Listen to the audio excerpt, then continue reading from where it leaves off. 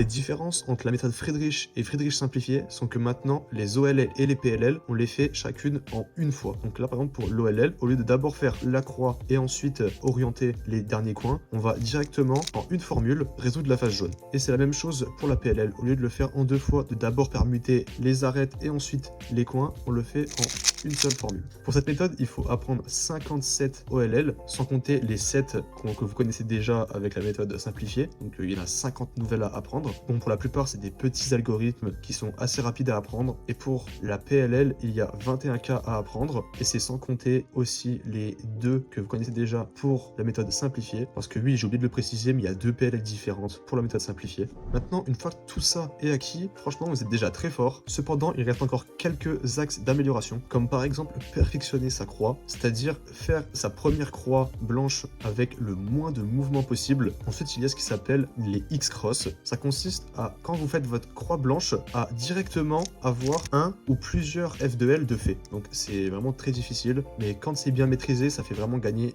beaucoup de temps. Ensuite, il y a aussi quelque chose de très important, c'est d'apprendre à faire les F de L avancés. C'est-à-dire résoudre n'importe quel cas de F de L, peu importe où vous êtes positionné, sans avoir à faire de rotation. Par exemple, pour cette F de L là, au lieu d'avoir à me mettre comme ça, si jamais je tombe dessus en étant ici, il faut que je sois capable de la faire sans avoir à faire une rotation de cube. Ça demande d'apprendre beaucoup de petits algorithmes, mais c'est assez intuitif pour la plupart et ça fait vraiment gagner énormément de temps. Et pour finir, le plus dur, c'est d'apprendre le plus de ZBLL possible. Les ZBLL, c'est quoi? C'est faire l'OLL et la PLL en une seule formule. Honnêtement, j'en connais peut-être une ou deux, les plus intuitives, les plus faciles et les plus communes. Mais c'est clairement réservé aux personnes qui maîtrisent déjà parfaitement tous les autres points que j'ai abordés précédemment. Par exemple, celui-ci qui est le plus facile, je pense. Donc au lieu de faire l'OLL et ensuite la PLL, on va juste tourner ces deux derniers coins là en une seule formule.